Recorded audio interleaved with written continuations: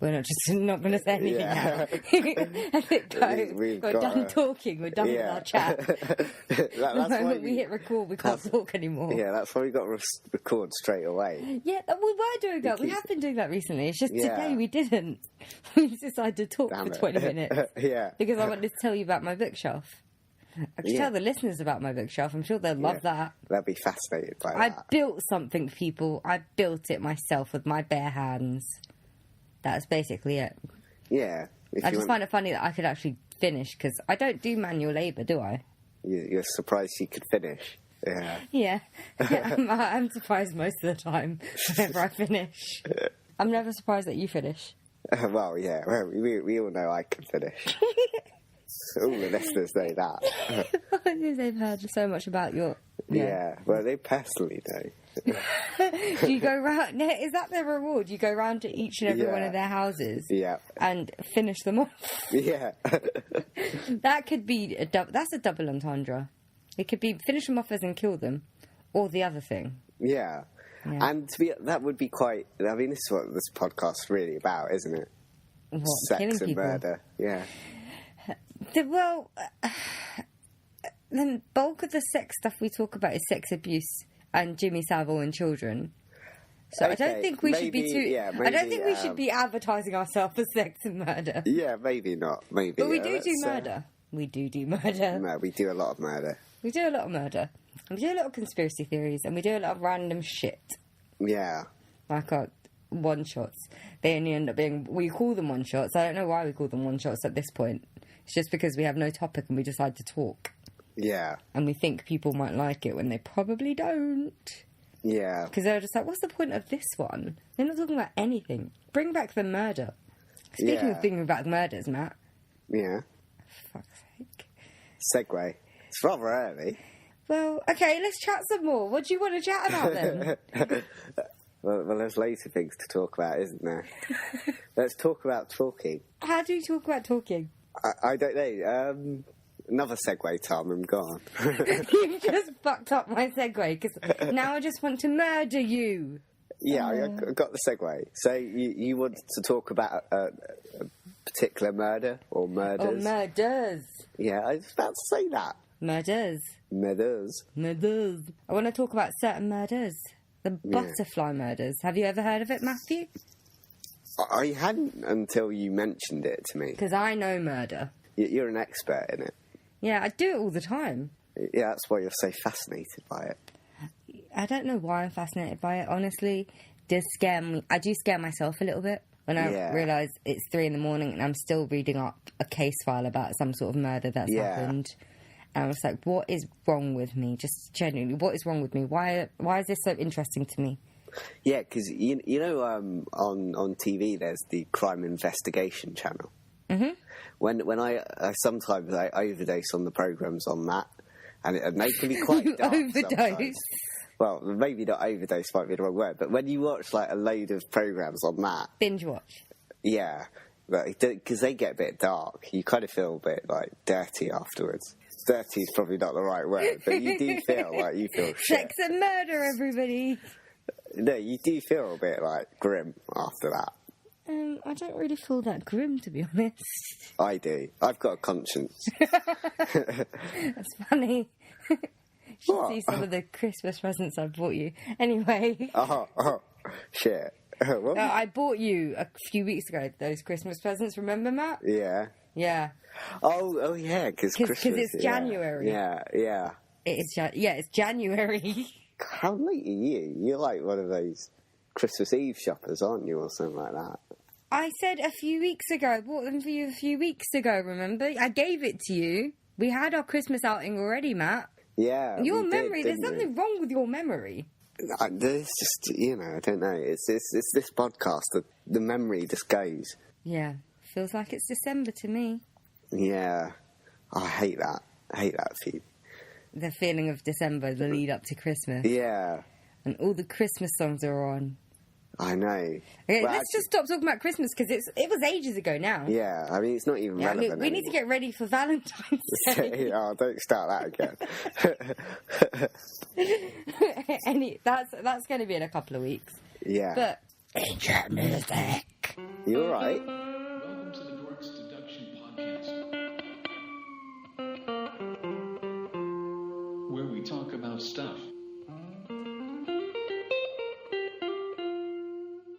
Yeah. That actually hurt my throat a bit. I'm not well. That actually did hurt me. Yeah, you're not going to be able to talk for the rest of the podcast. We'll see. Like at work, I'm fine for like the first hour of the day. Yeah. And then by the end of the day, I'm just like, my mouth is all hoarse. My mouth. Yeah. My voice is all hoarse. Horse is in, like the horse? Horse. Yeah. Did I say horse? Yeah. Course is the word, isn't it? No, horse. I think, Is it horse? I don't know. One of them. No, it's horse, yeah. It's horse, yeah. My mouth is all horse. Is it at least spelt differently? Yeah, it is. It's Horse. Okay, good. Course Education. I love how we're being educational to listeners. Course is like kind of bad language. Horse. Course. Yeah. Oh, okay. So, Right, you they fucking sound idiot the or same. something like that. That's curse. No, it's course.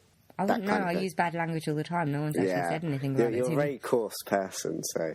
Oh, thank you very much. Yeah. Thank you. Thank you very much. It's a compliment, I guess. Yeah, thanks. Anyway. The butterfly murders. Yes. Yes. Shall I start us off, or do you want to start us off? Well, you know a bit more about it, so I guess it might be sensible for you to start it off. Well, I'm aware of the subject. I don't say I'm an expert. I'm aware of it. You've got 4 pages of notes. Yeah, I do. And I can't read them. I don't know what... Was I, like, writing with my left hand? I was trying to read through them this morning. I was like, what is this word? See, now you know my problem. I used to have that when I used to No, but I write think it notes. was before... It's because I was writing them, like, last week at, like, 7 in the morning. Or not even 7, 6. I woke up really early, so I decided just to do it early. Yeah. 6 in the morning, and my hand was all limp as well, so I don't think that helped. And my eyes were strained because it was still dark out. Yeah. Why was your hand limp? Did you, like, I don't slept on know. it or something? Yeah, I don't know. Well, everything's hurting me, I told you. Yeah. So I guess that was hurting me at that time. Anyway, so the butterfly murders. For people that are not aware, it's 2 murders that happened in the 1920s. And the people that were murdered, the ladies, young women, they were in their early 20s, were Dorothy King and Louise Lawson, who were actually quite good friends. But they weren't killed at the same time. They were killed about a year apart. They'd both had some experience on Broadway, although Yes. very little, it should be. Yes. They did have quite a few things in common. They moved to New York to start up their entertainment careers, but obviously it didn't go too well for them. Entertainment career-wise, it didn't go well for them. They both ended up doing well financially because they became kept women instead. Yeah. So they had their own sugar daddies. And this is the first time that the term sugar daddy was used as well. Pretty much, yeah. And they're actually called the butterfly murders, I think, don't quote me on this, I think because these women were attracted to the bright lights of Broadway, which I don't understand, because wouldn't it be then called the Moth murders? That's what some article points out, which is quite funny, but it doesn't sound quite as... Yeah, it doesn't the sound Moth as sexy. murders of Broadway, yeah. The Moth murders. Yeah, but like, butterfly murders don't make any sense, alright? No, it's Moth murders. We should rename this the Moth murders. That's it. That's the name of the episode. No, but butterflies are like kind of... They're thought of Beautiful, as I being, guess. pretty and beautiful, So- whereas moths eat your clothes and turn into mothballs, so... Which is what New York and entertainment industry does to you. Yeah, once you get old, and Yeah. No, you don't even have to be old if you're a woman. yeah. We've talked about this before as well. Yeah.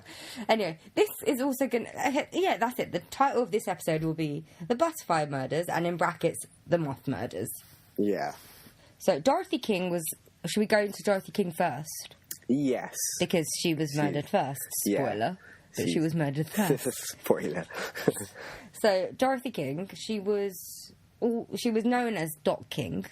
Very beautiful young woman. I don't have a date of birth. Why haven't I got a date of birth? I've got a date of death, but not a date of birth. Yeah. Do you have a date of birth? I don't think I do, actually. It's because there's no Wikipedia page for this. There isn't a Wikipedia. So listeners, if you think we're reading from Wikipedia, we're really not. We actually had to research this. And that's why I've got 4 pages of notes. But I don't have the date of birth for... I've just looked. I don't have the one for Louise either. I've only got the date of death. I know how old Lou Lawson was when she died. Okay, so we could probably do the math on that one. But I don't know. Yeah. I know they were just both in their early 20s. Yeah. So Dot King was in her early 20s when she died, and she died on the 15th of March 1923. She didn't actually grow up that far away from New York. She grew up in the slums of Harlem. Yeah. And she did attempt to launch a career in the entertainment industry, but she was only actually on one Broadway show. Yeah. And that was called the Broadway Brevities of the 1920s. Yeah. Or no, of 1920. But to make money, she worked as a model in shops. So I guess in the 1920s, instead of mannequins, they had real people wearing the clothes and walking around the shops. Yeah. When she was young, she was married to a chauffeur. I also didn't get his name either. I miss Wikipedia when we can't use it. You know that? Yeah, and that's how she kind of, I think, got introduced a little bit to that kind of world. Yeah, because he drove around rich men and wealthy individuals and, people of merit and status. But the marriage was short-lived because she fucked around behind his back, basically. I'm using coarse language now. Yeah. She fucked around behind his back. What I read was he caught her cheating. Yeah, he actually caught her cheating. So that's politely. Yeah, but I'd rather say she fucked around behind his back. Well, you've said it now, so... So, yeah. So, as we mentioned before, her career was short-lived. She didn't really have one. That's it. She didn't have one, to be honest. She didn't. She worked as a model. She was pretty, I guess. Yeah. I guess. I think I've only seen one picture of her. It wasn't a very good picture, but... So, instead of that, she became a kept woman for wealthy men. And the two main ones... There was quite a few men in her life, but the two main ones were J. Kersley Mitchell and Albert Guimarães. I think that's how you pronounce it, right? Yeah. He was a Puerto Rican steel magnate, so... Yeah. That's and big business. J. Kersley Mitchell, I think he had family money. Yeah. And he actually gave her her apartment, her jewels, and her clothing. Yeah. And although she did have many men in her life, Kersley Mitchell, let's just call him Mitchell, and Guimarães were the only ones she actually allowed into her apartment. So I guess they were the more serious ones. Yeah, it's Mitchell. He was also he was like the son. Yeah, but he was also the son of. He's son of one of the richest men in the. America. No, the president. It was the president's attorney general. So was it the attorney general? Yeah, that's what I've read here. Okay. Well, I know he is one of the richest men in the country. Or am I thinking? Oh no, she met the president's attorney general. Oh, so okay. She met quite a lot of kind of influential people through Mitchell, I guess. Well, no, that's true from probably being on Broadway. She was a proper socialite. She was a social butterfly. She went to all those speakeasies and the nightclubs and stuff, and fraternised with all those rich and influential men. Yeah, it says this article says that Dot found more success amid the candlelight of her boudoir than among the limelight of Broadway. So that's just basically kind of a polite way of saying she's a bit of a tart, really, isn't it? That's kind of what they're Maybe she just didn't have the talent. Yeah. We have people like that nowadays, all right? Even if you are famous, you can be a bit of a tart. And it's the 1920s. I mean, what could she possibly have done to earn money, if we're going to be frank? I mean, there wasn't much opportunity for work out there for women. Anyway, I mean, women didn't start entering the workforce really until...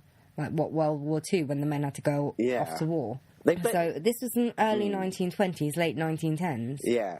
They both came from quite poor backgrounds as well. Yeah, they were both. They came from humble beginnings. They both... Which actually makes people worse, actually, I think. Yeah. If they come into money, they're not as frugal as they should be. There.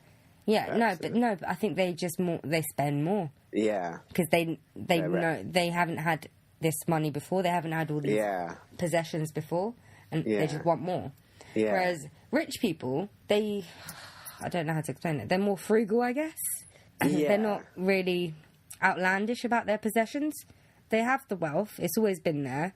They don't feel the need to go out and spend it. I'm not saying all rich people, because yes, some rich people do go OTT, but if that makes any sense whatsoever, because it didn't really to me. No, I get what you mean. Like, sometimes when people get that sudden rush of money... Yeah, all they have to do is spend it and show people that they've got it. Whereas rich people don't have to do that. People know they're rich. It's only rich kids that really kind of get silly with money sometimes, I think. It depends on the parents, really, but it's always depending on the parents. Depends on how much the parents allow them to be silly with the money. I think it depends on kind of what kind of person you are, I guess. Yeah, but that also depends on the parents, though, doesn't it? Yeah. Or the nannies, who knows what. Yeah. Yeah. But I was talking about people with money in general. Like, this Dot, I mean, if she'd come from, she was very young. She'd come from, like, sensible kind of working class background. She might have, like, saved her money instead of spending it. You get different people in different... But I know, like, because I'm not exactly poor, but if I came into millions... Yeah. I would so just buy everything on Amazon. I know I would. I'd just buy I wouldn't even think about it. Because right now I have to think about it. Because I'm just like, well, which one of these do I actually want or need? And then I'll get that one and I'll save this one for another month. Whereas I wouldn't think about it. I wouldn't think twice if I was rich.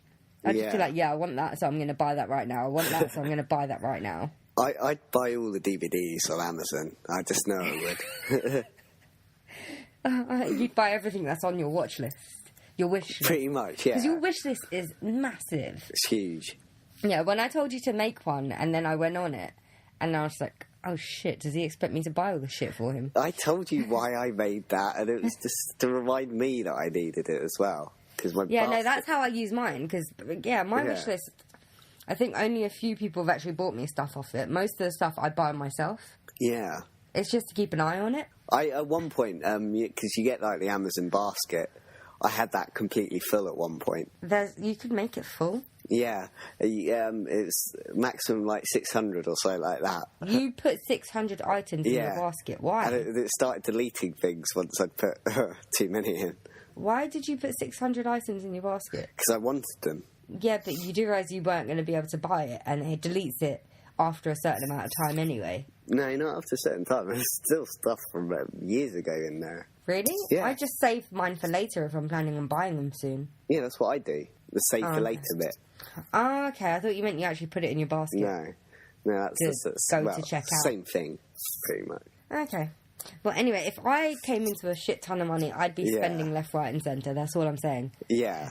But then I tried not to spend all of it, but that's me thinking in my set way now because I know I don't have much money. Yeah. But I know that if I came into it, screw all the logic, I'd buy everything I wanted. Yeah. Like, at this point in time, I hope that if I got money, I'd put most of it into a savings account and maybe buy a property that I could live in right now. But I know if I came into millions, I'd be buying houses left, right, and centre, buying everything I want.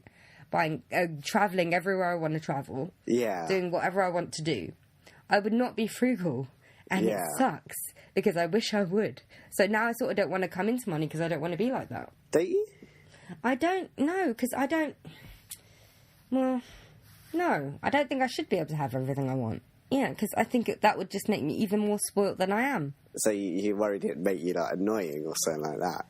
It would ruin the excitement of having things, I think. Like, whenever I get something that's been on my wish list for a couple of months, and I finally get it because there's been a price drop or whatever, you get like a bit of a rush when you open up that package. Yeah. Like, you wouldn't get that anymore, would you? If you were rich and you'd be able to buy anything you want. Yeah.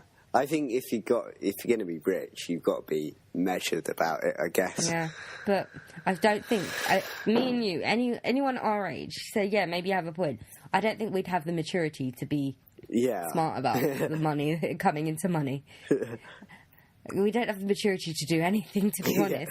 But certainly not. If we came into a heap of money, I don't think we would have been able to handle it. We'd be like one of those people that we hear about on the news. People that won the lottery like 6 months ago and they're already bankrupt. Yeah. We'd be those. I do like the fact that our answers are if we get money, we're just going to buy a load of stuff off Amazon. Pretty much. That's what we're going to do. Amazon, I swear to God, they should really just pay me. Yeah. Because I do advertise for them a lot. Like on Twitter and on this. Yeah. Not just Amazon, I also advertise instant video. Yeah, Amazon should be paying us, first of all. But we should probably get back on topic. Yeah. Should we get down to the night she died? Did we say that Mitchell showered her with jewels and fairs and that kind of stuff? Yeah. She basically bought her everything. Yeah. Everything her heart desired. Yeah, pretty much. Guimarães, sorry. I was going to say. Guimarães, he was quite abusive towards her. Yeah, I'm pretty sure he'd left her with, like, black eyes and... Yeah, no, he would always like leave her... And did she end up in hospital before because of him? I didn't read that, but I read that he could be quite jealous and stuff like that. Just nasty character in general. He did try and buy her love. A lot. He defrauded his own company just so he could keep up with her other sugar daddies. Yeah. That's dedication. Yeah, it's dedication. When you just find someone cheaper. Yeah. Defrauding your own company. You make that sound like there's some kind of... like internet comparing that you can do. Go compare. If you can find a woman cheaper, we'll do something. There's plenty. It's New York. There's a dime a dozen. Mitchell also wrote letters as well, didn't he? Yeah, I read as well. But they don't know if she actually wrote any back. Yeah, so I couldn't. I don't know whether she would or not. I don't know what Mitchell looks like. Neither do I. But I feel like she probably would. Yeah. Because why wouldn't she? She let him in. That's his sugar daddy. She has to appease him. So and it's polite as well. If someone writes you a letter, you write back. It's like a text message. I always have to respond out of politeness, even if it's on a delay, even if it doesn't really need much of a response. Yeah. Even if the response is just okay. You should do that. Be polite. Yeah. Well, me particularly. Yeah. Why am I teaching people how to be polite? I mean, because they listen to this podcast, they know we're fucking assholes. Yeah. But if you met us in public and we were just acquaintances, we would be delightful towards you. Oh, yeah. Yeah, we always save this stuff for people that we know. Yeah. And people that know us. Yeah, we're really terrible to the people that know us. Yeah, we're awful to people that know us. Yeah. For acquaintances and the general public, we're alright. Yeah, I mean, come on, Tarmin murdered her own friend. Yeah, but when she died, I got her tools to build my bookshelf. You what? Annie has a lot of tools, surprisingly. Yeah. Is there something we don't know about her? She's very handy, I guess. She was, anyway. Yeah. Well, now she can't hold things when she comes to visit us. Yeah, she's a ghost. But she's got one of her arms in her mouth, hasn't she, if I remember rightly? I don't know if it's her arm or was it someone else's arm. I don't know. How did that get in there? I don't know. How would her arm get in her mouth? Please tell me the logic of any of it. Put your hand in, and if you can get it in far enough, that's so that would mean she would have killed herself. Yeah. No, unless someone did it. Unless, like, someone you killed someone her. in inverted commas, Chris. You killed her, or it Chris. Was Chris. That's why he's still in prison. I thought it was you. I thought we actually worked out it was you. You tried to make everyone else believe it was Chris. Yeah, but then at the end, Annie said, no, it was Chris. Well, either you or Chris murdered her and then shoved her arm in her mouth. That makes sense. I only just figured out how to build a shelving unit. How do you think I would have shoved her hand in her mouth and make it stay there post-mortem? I don't know. You can be very clever, I guess. I can be clever, but I'm not very good with doing things. Okay, well, great. That require effort. Anyway, Dot. That just shows you how dated this murder case is. Her nickname's Dot. Dot. It just reminds me of Dot Branning from EastEnders. EastEnders, yeah. I like the fact that Mitchell used to visit Dot with his attorney. Oh, yeah, he did, didn't he? Yeah. That was kind of just... I thought it sounded so dodgy when I heard that at first. Yeah, I guess it was so people don't... If people spotted him, they wouldn't suspect anything, him going into an apartment by himself. Yeah. They would... Yeah, they'd probably be gossip. Whereas if he went in there with his attorney... Yeah, anything could have happened. Yeah, he used to... Mitchell was very careful to make sure that, he wasn't seen alone. And, like, I read that he used to tip the lift attendant or something like that to make sure no one else was in the lift when he was coming out. Yeah, he did. Did we read the same stuff? Yeah, I think we probably did, didn't we? Because there's not a lot, really. I only found 2 pages, really, on this. Yeah, there wasn't a lot. There's there's not much. Anyway, the night of the murder... which I've been trying to get into for a while, so we have to cover 2 murders today. Yeah. All right. So the night of the murder, it started March 14th, 1923. So Dot was out with Mitchell, and they came back to the apartment together, and they stayed there for a couple of hours, and he left around 2:30. Yeah. And someone managed to enter at some point between 2:30 and 11 a.m. Yeah. and murder her. But no one was actually seen entering her apartment. But there is a private there was, I don't know if this building still stands, there was a private staircase for the people on the 4th and the 5th floor. And I think she was on the 4th floor. So it is possible that someone went up through there. I mean, I say that it's possible. That's probably the only way to get up there, seeing as though they had a lift attendant, as we've just said. Yeah. So he would have remembered if he dropped someone off at that floor. Especially if it's that time of night. How many people are coming and going then?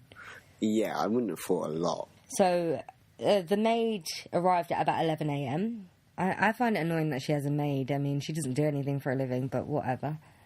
The maid came at 11 a.m. on the 15th of March, so the next day, and found her in her bed, dead. Yeah, wearing a blue negligee. In her bed, dead, wearing blue negligee. It's very poetic. Yeah. The apartment was left in a mess, so it looked like it had been broken into, and her jewels were taken. Her jewels were missing, but the police initially thought it was suicide somehow, even though her body was in some sort of an unnatural position. I think her legs were pinned behind her back, and then she had bruising around her neck. So that looks like suicide, people. No, I think it was the fact it was chloroform, and I think that was quite they didn't find that afterwards. Used. They didn't find that until afterwards. So the initial thought was that it was suicide. After seeing the mess, the missing jewels, her lying in the bed with her negligee and her legs behind her back and strangulation marks. Well, no, possible strangulation marks. There was bruising around her neck. Yeah. The police of the 1920s thought it was suicide. Yeah, that's probably not At first glance, would that look like suicide to you?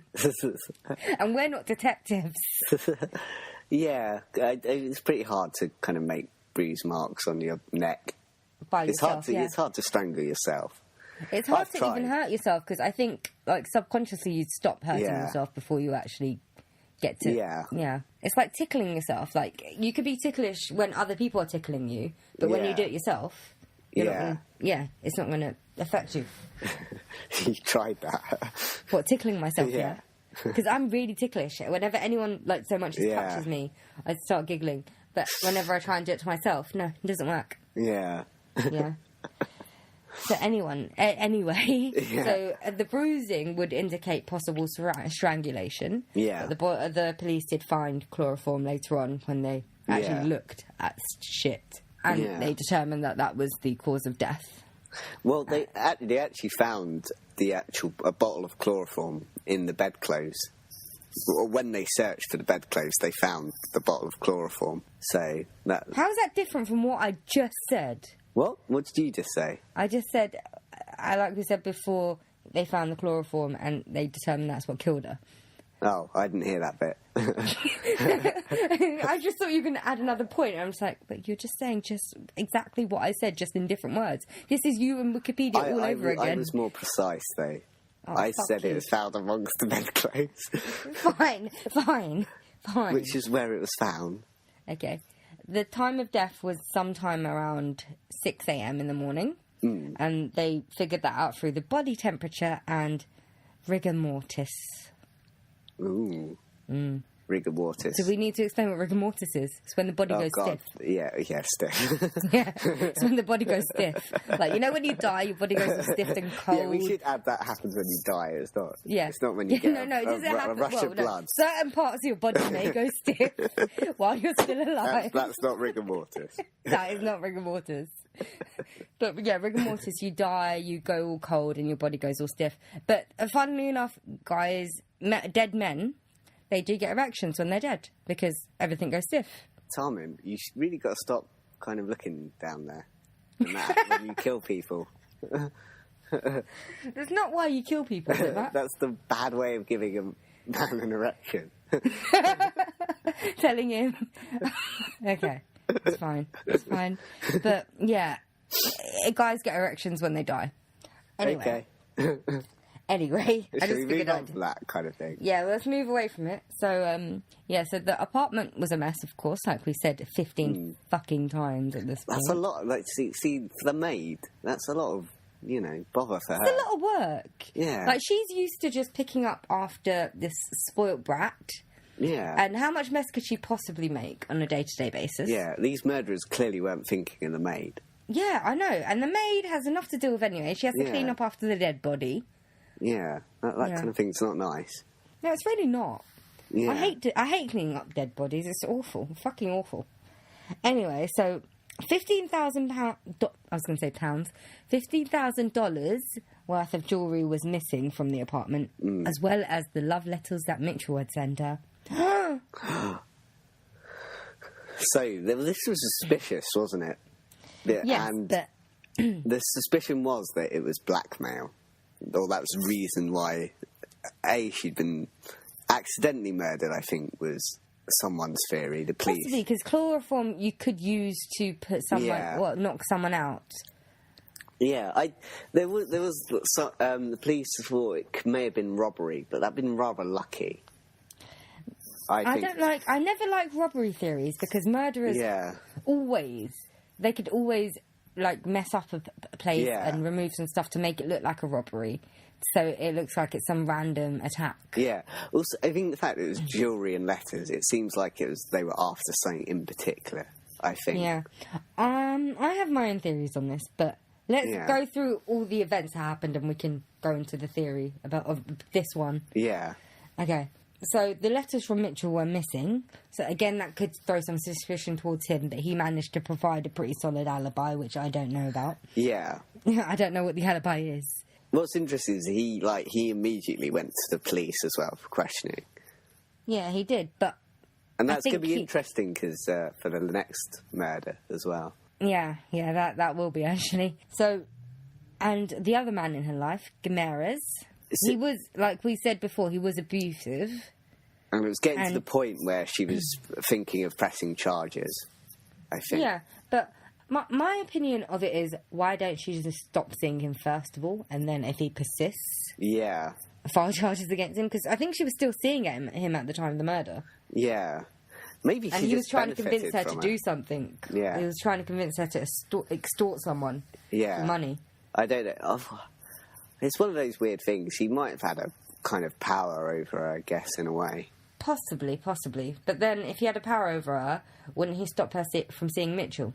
Yeah, because men like that don't want their women seeing other men. I feel it's more Dot had a hold over Gameras, because he defrauded his company to keep up with the lavish spending of her, and I think it's more that she had a hold over him. But clearly she saw some kind of benefit of keeping him then. Yeah, possible. Well, the money. But even the thing about that is he doesn't sound like he's like one of the richer ones. No. So I never really understood she just go off for someone a bit more? I never understood it, because it feels like Mitchell gave her everything she wanted. I mean, he gave her home, he gave her jewellery, he gave her clothing, he gave her furs. Yeah. I don't understand why she'd need anyone else, but apparently she did.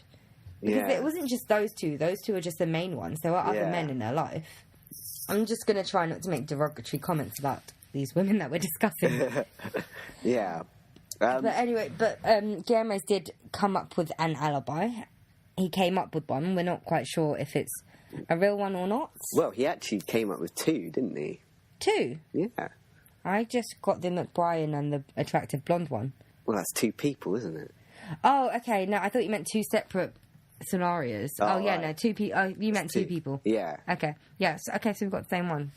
Yeah. So his alibi was that he was with a man named Edward McBrien and what was dubbed at the time an attractive blonde lady. Yes. And later on, she was confirmed to be Aurelia Fisher. Dreyfus. Yeah. What? That's her full name. Aurelia Fisher Dreyfus. Yeah. Okay, I've only got Aurelia Fisher. No, was she divorced or something? Yeah, she. I think she was Dreyfus. actually. What's interesting, she was divorced. I think that night or something. That's what I read somewhere. Yeah, she was divorced that very night or something. Something that throws Gameras' I think that's how you say it, Gimera's alibi into question is Fisher died in 1921. So she either fell, jumped, or was pushed off a balcony when drunk. Yeah. And on her death... Oh, no. Another interesting factoid about her death is McBrien was there. Yeah. So, McBrien, who also provided the alibi for Gimera. Yeah. And on her deathbed, her mother and sister claimed that she had perjured herself with that trial, the Dot King trial, because Gimera's was actually tried for it. Yeah. But he was acquitted because of his alibi, I guess, and there wasn't enough evidence for him. But he did go down for fraud. Yeah, he went down for fraud later on. Yeah, but it's still not going down for murder, though. Yeah. So on the surface, it would seem like I'm pretty sure it was Gimera's, to be honest. Yeah, it kind of fits his kind of violent profile, I guess, in a way. And I don't know, for Mitchell, for someone who's so protective of his kind of reputation and stuff like that, it would be really rash to just go murder her. Yeah, especially on the night that he saw her. Yeah. So, come on, he would have done stuff. They were in that apartment for a couple of hours. His DNA would be all over her. Yeah. Wouldn't it? So I don't think... Actually, no. Well, no, they were doing... They were doing forensic science, and they started doing forensic science in the 1800s, right? Late 1800s. Yeah, well, it was kind of new in the 1910s, so it'd been around. Yeah, but it was possible. Yeah, it's possible. He could connect it through DNA evidence. Yeah. So his DNA would be all over her. I mean, not DNA. DNA is the 80s. Oh, okay. So there'd be some kind of forensic, possibly. There'd be some that, and he bought her the apartment. He owned everything in that place. So he clearly had a link towards her. And for a man that would take his attorney along when visiting her, he's not an idiot. Yeah. He's not an idiot. And I think Gimera's did it and framed him by removing those letters. Yeah. Because you'd think that Mitchell would remove the letters so he wouldn't have a link to her in the apartment. But that doesn't make any sense to me because he was linked to her. Yeah. I think Gimera's did it to frame him, to make it look like he had done it. Yeah. I mean, because there is one other theory, but we can't... We can't talk about that until we've talked about Lou. Yeah. That's the problem. Do you have any isolated theories just about Dot's murder, though? Apart from Gimera's, I can't think of another one that really fits. No, I just always thought it was Gimera's from the outset. Yeah. Unless it was I don't know, Mitchell's wife or something, because she'd probably make a rash decision. But she's the wife of a rich man in the 1920s. Yeah. She knows what that comes with. Yeah. I mean, it's harsh, but it's true. Yeah. Marry a wealthy man. Apparently, I heard a rumour that in the royal family, when you sign the prenup, it's almost a given in the thingamajig that your husband's going to cheat on you. Yeah. In the prenup, it says that your husband's going to cheat on you, but you can't do anything about it. Or something along those lines. It's probably not true, but that's what I heard. And I wouldn't be surprised. It wouldn't be surprised me if it was in some of their ones. Yeah, because I know, celebrities and famous people, they have, cheating clauses and things like that. Yeah. How sad's that? Yeah, that you have to have a cheating clause. Yeah. How sad is it that we get divorced enough that everyone needs a prenup? Yeah. God. To be fair, I'd get a prenup if I ever did get married. If I was famous and rich, I would, because there's many people that want your money out there. I would get a prenup either way, I think. Yeah. Just to protect my assets, because you never know how your marriage is going to turn out. Yeah. What if he ends up becoming a drug addict or gambling addict and tries to blow all your money? You need protection for yourself. Yeah, exactly. My prenup isn't going to be if you cheat on me, you have to give me 10 grand. It's going to be well, when we get a divorce, I'm taking my money, you take your money, and we'll sell the house, and we'll split that. That's it. And you bugger off. And you bugger off and never bother me again. Yeah. Oh, clearly I'm not getting married because apparently I'm not romantic enough because of my prenup. Anyway. Yeah, I think that's the solution, just don't get married in the first place. Yeah, I'm not planning on it. Yeah. That way I can keep my shit. Yeah. God. Yeah. I wouldn't want to have to share my DVDs with someone. Jesus. They're going to think that's all you own.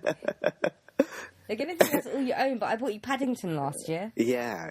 He's going to get custody of Paddington. I swear to God, if you marry a bitch and she gets custody of Paddington Bear... She won't. I'm not going to be happy about that. But then maybe I could sue for custody as well, because I bought him initially. Yeah. So if she tries to get custody of him, I'll counter-sue the custody suit and support your claim. Yeah. I don't know if any of what I said makes sense, because I was just picking up legal terminology that I heard in passing. Yeah. So if she tries to take custody, I will file a claim saying I am the child's biological mother. You gave birth to it. Well, I bought the thing, didn't I? Yeah. Maybe not biological, but I bought the bloody thing. I spent my money on it. Did they want to check the receipts? I hope not, because I don't have any. Damn. Damn. That's where it's all going to fall down. But I do have my history on... I think I got it from eBay. So, yeah, that shows that I bought it. Yeah. Yeah, fuck you, future Matt's ex-wife. Yeah. God, that's so optimistic, isn't it? When you get engaged, I'm making her listen to this episode. Yeah. Anyway, so I think we're done with Dot. Yeah. Should we move on to Louise Lawson? Yes, we should. Okay, so again, I don't have the date of birth of her. Yeah. But I know she died on the 8th of February 1924. And she happened to be 24 years old at the time as well. So she was born in the year 1900. Yeah. Very, very young woman. Is it not creepy to you that we are roughly the same age as these women? Yeah, Christ, that's scary. They're going to get murdered. Yeah. That and, like, these women have... I'm going to get murdered nothing by like my them. sugar daddy, am I? I'm nothing like these women here. Anyway, so like Dot, Louise does have a nickname. Her name was Lou Lawson. Like, why do you, like, name a child something and then just give them a nickname? I don't understand. I don't know, it's Texas, they're all... Really, Matthew? Yeah, they're all weirdos there. Yeah, Matthew or Matt, whatever your name is. Yeah, Matthew, Matt, whatever. Anyway, she was commonly known as Lou Lawson. She was actually a very good friend of Dot's. And her murder occurred about a year afterwards. It was just under a year, wasn't it? Yeah. Yeah, it was March the year before that Dot died. Yeah. I think she was probably... She had more talent, I think. She'd been in, like, around Broadway for 6 years, but she'd found fame to be... She hadn't really found much fame at this point. No, she hadn't. The thing is, with her, she started out as a big fish in a small pond. Yeah. So she came from a place called Walnut Springs in Texas. Yeah. And she was known as, like, the most talented performer there, so she decided to try her luck in New York. Yeah. Not realising that she's a dime a dozen. Yeah. So she left... That's when she moved. She moved to New York at 18, and she ended up getting a job as... I think she was just a jobbing person, and then she managed to get a job as a Ziegfeld girl in 1921, which earned her $75 a week. By the way, Matt, I want to do an episode on Ziegfeld, because this guy... keeps propping up. He's linked to a lot of the murders that we talk about. Yeah. He's dodgy, this guy. Yeah, no, I always knew he was dodgy, but I just didn't look into it. But I think we should look into it. Yeah. Anyway, so I think the most fame that she got was the Ziegfeld girl thing, but she wasn't even there for a full year. I think she was only there for part of that year. And she was also an extra in a film called Way Down East, which starred Lillian Gish. Yeah. After she died, the police discovered that she'd only earned $245 in her whole career, which was 6 years long.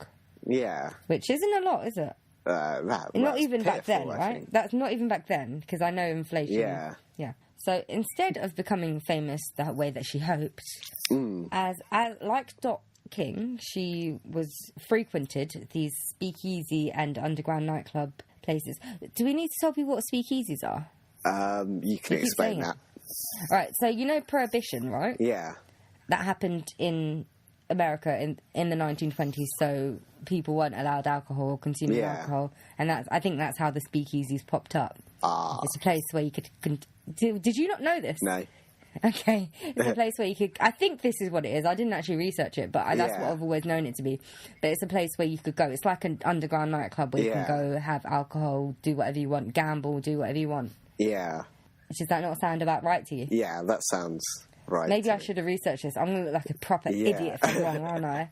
That's what Tarvin thinks they are, so... I've never actually looked it up. I just always thought it was that. But anyway... I've heard of them, but I can't say I actually know what they are. Yeah. So to earn her actual money, because, like we said before, she hadn't been earning much. She was earning $75 a week while doing the Ziegfeld thing, and then only got only earned $245 in 6 years. So she would do, in inverted commas, private shows for people. Sort of like what Olive Thomas did. Yeah. Private shows for people, and that actually earned her $500 a week, and I'm actually considering doing that now. God, private shows. Yeah, private shows. But $500 a week back then was a lot. Yeah. Like, it would be a lot now. Well, if you think that's more than she earned during her entire time on Broadway. How depressing would that be for her, though? This is the thing that I want to do, but I earn more just taking off my clothes and doing things than men. That's how I found life works. Right? Oh, another interesting factoid. After she died, police found $12,000 worth of stock certificates for the Manhattan Transport Company, which is a private train company, in her apartment. And in today's money, that's around $150,000. Christ. So she did actually have a lot of money and a lot of capital. Yeah, and how she got into that, At 24, it's kind of depressing. I don't have that much. Yeah, but how does any 24-year-old get into the stocks? No, that must have been one of the people that bought her private shows. Maybe that's what you paid her in. Yeah. That's nice and romantic, isn't it? Yeah. Yeah, have some That's stock probably all he had. In the Manhattan Transit Company. Because there's a lot of rich people that don't actually have any liquid money, assets that they have. They don't actually have money. Yeah. Like, you hear about people that are land rich but actual poor. So they don't have much income, but the land or the houses or whatever they have is worth a lot of money. Yeah. But obviously they're living in it or whatever. But they can't really earn any money unless they're renting them out. But also, if those stocks go up, actually, it's a nice little earner for her. So yeah, that's why people invest in the stock market, Matthew. Yeah, all right. Yeah. Anyway, so her main sugar daddy was called Gerard H. Dahl, and she nicknamed him Jerry Doll. Yeah. Because that's an adorable thing that a kept lady does. Yeah. Jerry Doll. Really? Yeah. I don't know. It's a bit more affectionate, though, than Dot seemed. Yeah, that's true. Yeah, because Dot had a numerous amount of men. All I've heard for Lou is this guy here. Yeah.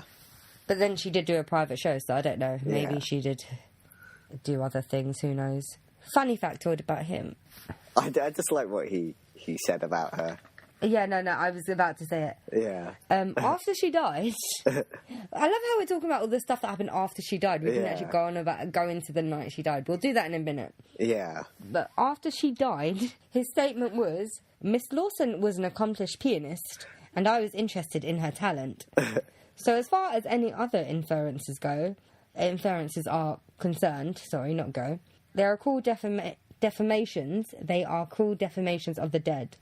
And he actually announced that to the press. Yeah. Which, yeah. I like the fact this article I'm reading says that you said this with a straight face. Yeah. Yeah, so we were on the same article. Yeah. So you pretty much know none of the press believed that one bit. Well, no. Well, he didn't deny fucking her. He just said that it's defaming her. Yeah. Yeah. He denied being the source of her $500 per week allowance. Who knows if that's true or not, but... Yeah, but, I mean, who else is there?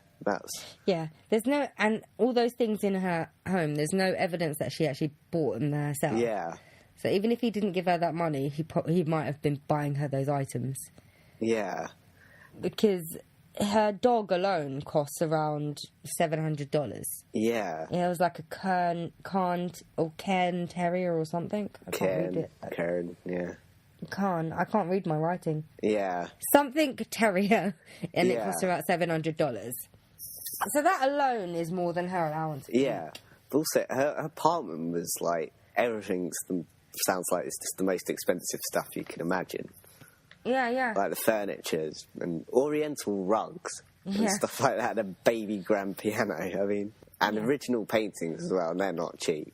Yeah, so Jerry Doll probably gave her some shit, or it was probably some other men, who knows. But Jerry Doll's the only guy that we hear about in her story. Yeah. As in, only sugar daddy we hear about for her. Okay, so we should probably go on to how she died, seeing as we've spoken about afterwards. How did she meet her end? How did she meet her end? Yeah. Well, the prime suspects in Lou's murder are two men that had attempted to gain access to her apartment a month before the murder, and to deliver a parcel, which people assume is bootleg booze. Yeah. And in the morning of the murder, the men attempted to do it again. Yeah. Charlotte Wakefield, who is a friend of both Lou and Dot, she came out and said that she wasn't expecting the delivery, as in Lou wasn't expecting the delivery, and it sort of upset her. Yeah.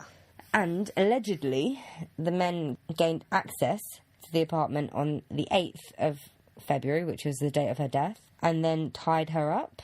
And she was gagged with a piece of cloth and suffocated, so quite a slow death. Not very nice. No. Again, like Dot, she was discovered by her maid, and $20,000 worth of jewellery were missing, so apparently, even though Lou only had the one sugar daddy, she was more lovable. Yeah. $20,000 worth of jewellery was missing, and the police believe that Lou knew her killers, and they were familiar with the apartment because her dog didn't bark during the murder, and he usually does that with strangers. Yeah. That confuses me a little bit. Why? Did the dog bark the first time they came round? I don't think they actually managed to get in the first time. Yeah, but you'd still bark if he heard. What if he wasn't there? What if he was in a different room? He'd still be able to hear in the house. So do dogs bark at everything then? Dogs pretty much bark every time someone knocks at the door. Oh, okay, that seems really annoying. Yeah, but it lets you know someone's there. So does a doorbell. Yeah, but what if your doorbell doesn't work? Someone can knock. Or, you know what, it's 2015, no one knocks on the door, you just text saying, I'm here. Yeah, true. That's what happens. Like, I can't remember the last time I knocked on a door. Yeah. I just send a text saying, I'm here. That's a good I can't point. remember, like, the only people that knock on the door are food service people. That was me being a bit posh. Food delivery people. Yeah. I mean, she's got to have known these people. But then, why would she be... I don't think there was any signs of, them breaking in, so she must have let them in. Yeah, because, to be honest, if two guys were trying to tie her up, the dog would be making a bit more of a fuss than... Unless they had put the dog in another room, so... It'd still be making a fuss, though. If they knew something was going on. If someone's trying to hurt its owner... I don't know, I've never had a dog, so I don't know. Some dogs are very protective of their owners. Yeah, so maybe this dog didn't really like his owner much. Maybe this owner was the type of owner that would dress her dog up in stupid clothes, and the dog would hate it, but she didn't care. Maybe, but it is only the 1920s. I'm not sure they did that kind of thing back then. We'll see, won't we? I don't know. This doesn't make sense to me. No. Well, I don't know. They've got to have known them, but why would she be so afraid of letting them in the first time? I have no idea. I don't know. We haven't cleared that I don't quite understand that either, so I don't know. That's the one that got me. Like, why were they successful this time, but not last time? Maybe there was someone else with them that she recognised and was more comfortable with. I don't know. Maybe they were more convincing this time. I don't know. Possibly. Anyway, so that's the gist of Lou's murder. Yeah, pretty much. Yeah. So, should we discuss the joint theory? Yeah. About why these murders would be connective? Yeah. Connected. Well, the kind of theory that connects them is that Lou somehow knew something about Dot's murder. They must have hung around in the same circles and stuff like that. They did. They knew each other. They were friends. Yeah. And there's talk about a gang that targeted these women who had sugar daddies, because it's rather obvious. I thought... Oh, wait, stop. I thought these were two separate theories. Were they? Yeah, I kind of there's the gang theory, and then the Lou knew something about Dot's murder, so she was offed. Yeah, well, I think it's to do with the gang. I thought it was just whoever murdered Dot. I figured it may have been Gimeras again. I didn't see that mentioned, though. No, that was my theory. I just thought there were two separate murders, so I theorised that maybe Guimara's offed Lou as well. Yeah. Kind of what I read into it was they both murdered by the same gang or something. Yeah, there was a gang. Well, apparently there was a gang. Yeah. They went to the same nightclubs and speakeasies that Dot and Lou frequented, and they would spot women in their positions that were kept women, and would go and rob them. And usually the women wouldn't talk because it would be a shame upon them or something. Yeah. So usually the women wouldn't talk about it, and it's just Dot and Lou's ones they went a bit wrong, and they ended up getting killed. Well, they say certainly for Lou, it was definitely accidental. Yeah, because she suffocated. Yeah, I don't think. But then that's the chloroform, I feel like the chloroform could have been accidental too. Yeah, it could have been. Yeah, the reason I feel there's more stock in this than like some sort of random serial killer in New York. Yeah. It's because serial killers have like an MO. They were both killed in two completely different ways. Yeah. I get that serial killers evolve, but there's usually something connecting them other than two women living in a city full of a couple of million. There's more than... How many people in New York? I don't know. A few million. So, yeah, I don't think it would be a serial killer. No. So I feel there's more... I put more stock in this theory about the thieves. Yeah. And going on to the second thing that I thought was a completely different theory, but you think it's the same theory... Yeah. That Dot and Lou were close and Lou knew about the murder. I didn't think that was connected at all to the gang of thieves. I figured it was a separate thing. So Dot got murdered by Guimara's or someone else. Who knows? Because we don't know for sure. That's just our theory, is that it's Guimara's. Yeah. And Lou had some information about it. So possibly she knew about a threat coming towards Dot or something. And Guimara's found out and he decided he was going to kill her before she said anything. Because that makes sense to me, because I think Aurelia, her murder is quite suspicious. Her death's quite suspicious too. Yeah. I think that she was killed too. Yeah. I suppose, I mean, I'm guessing Ramirez might have been in prison by that time, possibly. It's not even a year later. It wasn't even a year later. Yeah. I don't know. He got arrested after he was tried for Lou's murder, I think, because they found evidence that he'd been defrauding the company. So he didn't get... Yeah, I don't know when it went to trial and stuff, but I don't know. Yeah. But even so, he could... Because if he still had money, he could still make it happen. I'm not saying he went and did it personally. There is that McBrien guy, or whatever he's called. Yeah, who was on the balcony with Aurelia when she died.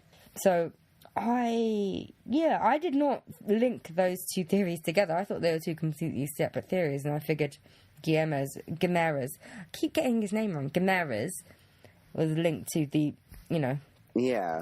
cover-up theory. I thought maybe that Lou knew the gang that had murdered Dot. Yeah, but if Lou knew them, a lot of the women in her position would as well. Yeah. So why was she the only one that was killed? I don't know. Yeah. Perhaps she knew the people, particularly. I don't mind the theory about the gang. Yeah. But I don't agree with you that Lou knew information on the gang theory. Yeah.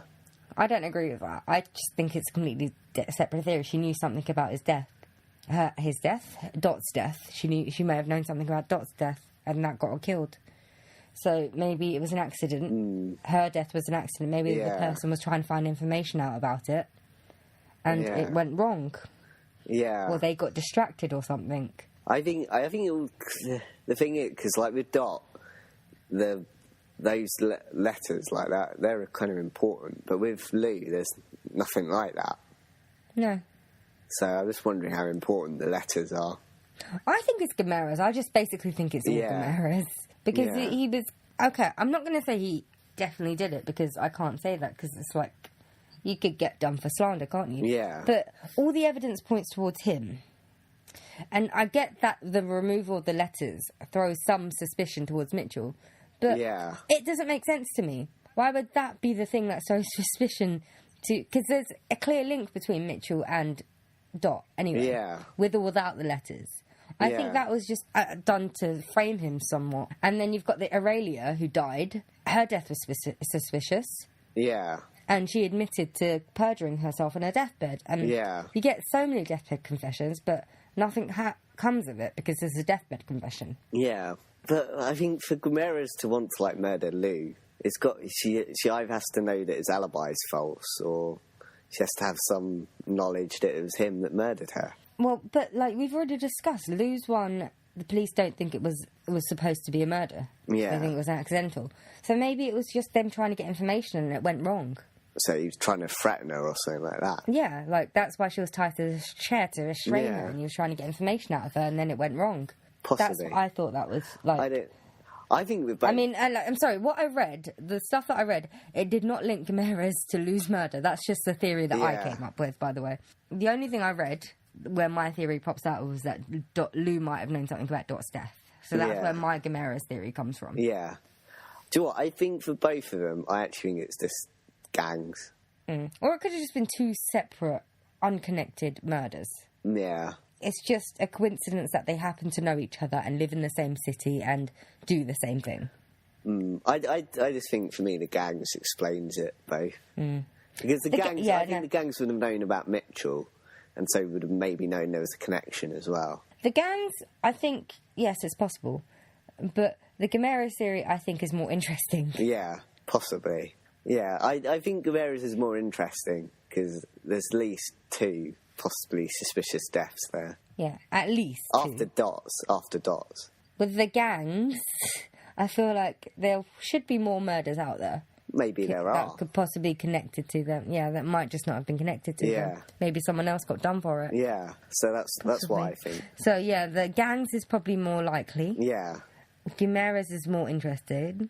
And there's a chance there could be two completely unconnected murders or deaths. Yeah. Maybe Gamera's killed Dot and Sherry killed Lou, and they were completely separate events, and they weren't connected at all. Who knows? We'll never actually know at this point, because this was in the 1920s. Yeah. But I want it to be Gamera's. Yeah. Or it could even, like, be Mitchell, and we've just been completely overlooked him like the police did. Because you think, oh, that's not the kind of thing he'd do. Yeah, if it was Mitchell, it'd just be, maybe it was Mitchell. Yeah. I have another theory sprouting in my brain. So maybe it was Mitchell, but he didn't pay for Lou's apartment or anything like that, and he didn't have anything to connect him to Lou, because he didn't want the public uproar again, in case something happened, and then he snapped and killed her too. Yeah. But then he doesn't seem like the type of he just does seem smarter than that, doesn't he? Yeah, but perhaps he got a bit jealous of Gamera's or something. Possibly. He might have got jealous of the other men that were in her life. Maybe. But I just think Mitchell's a bit too smart for that. I mean, he takes his attorney along with him on dates. Yeah, that's true. I still find that funny. So yeah, it's possible that it was Mitchell, but I do just think he's too smart for that. It is a bit far-fetched, but it's still possible, I guess. Yeah, anything's possible. I just think if we're gonna be frank about it, anything is possible, because we're not going to know. Yeah, I just think it's convenient that he gets overlooked. He's got money as well, so he could pay people to... But he was one of the first suspects, so he wasn't completely overlooked. It's just they cleared him eventually. Yeah. But I didn't see any details about his alibi. Yeah. Whereas Gamera's, I got the details. I got who was involved. I mean, he could easily pay someone to be his alibi, so... Anyone could pay anyone to be their alibi. Yeah, but it's easier when you got the money. I mean... Possibly. It might be difficult for someone who's a bit like a tramp to pay someone to be their alibi, isn't it? They could pay someone with love. Yeah, okay. Yeah. So basically, listeners, we have spoken about the butterfly murders that may or may not be connected. There may or may not be a serial killer. There may or may not be a gang of thieves. There may or may not be a cover-up. Yeah. We do not know. I hope we cleared this one up for you. Yeah, I hope we fixed it. We sort out so many of their troubles. Like, I mean, we sorted out the Jameson family. We figured out where Percy Fawcett was. We figured out what happened to Alyssa Lamb. Yeah. I really don't know why we're not consulted more often, you know. Yeah, we should be Sherlock Holmes. We should be consulting detectives. Yeah. It's not fair, is it? Like, I know. Why do they get all the fun? We solve so much crime. We even solve conspiracy theories. Yeah. Like, we discussed the reptilian humanoids. We educated people on those and told them they're not real. Yeah. We told people what to look out for. Yeah. We told you what reptilian humanoids look like, even though they're not real. Did you just say they're not real? Yeah. Well, that's like saying Santa Claus doesn't exist. Come on, Tarman. What? Oh shit, did I just say that out loud on the podcast? Yeah. Oh no. You're going to have to edit that out. You might have ruined people's perceptions of Christmas. Oh, I think we already did it with the Christmas episode, though. Krampus. Yeah, Krampus. Yeah. Krampusnacht. So I think we're pretty much done. Yeah, there's not really much we could say. We gave you 2 murders for the price of 1. Yeah, you lucky things. Yeah, Dot and Lou not so lucky. Yeah. But, yeah. God rest their souls. Yeah. Don't know why I said that. I do feel a bit sad for, like, Lou in particular. Because she went to, like, Lou? Broadway with all those dreams. Yeah, she actually thought she had what it took to make it. No, that's not nice, kind of, to recognise. Although she did. But she did seem to enjoy her possession. Yeah. So maybe she just wanted the lifestyle, not the life. Yeah. But I Not think the career, she just sometimes wanted that's the what you lifestyle. settle for, isn't it, Ray? Yeah, but some people, they do want to become actresses or actors or entertainers or some sort just because they want the lifestyle, not because they want the career. Like, even now, who do I think just wants to be famous? Oh, there's loads of people in there. Just you can't think of their names. Yeah, I can't either. I can't think of them off the top of my head. There's too many. But come on, like, Los Angeles is scattered with waitresses and waiters that want to be actors. Yeah. And what are the chances they all want to do it because that's their passion, that's their dream? Yeah. I'm assuming at least 50% of them just want to do it to be famous. Megan Fox, that's it, Megan Fox. Because she can't act, right? And I'm pretty sure she has never taken an acting class. Yeah. So she must do it just because she wants to be famous and she wants the money and she wants the life. She's still doing stuff. I haven't heard of I don't know. about her I don't know. She did the Teenage Mutant Ninja Turtles movie. Yeah. But I didn't watch it because I don't watch shit movies. So. Yeah. Who else? Oh, there's too many, isn't there? Yeah, there is too many. Well, I can think of like some of the English ones.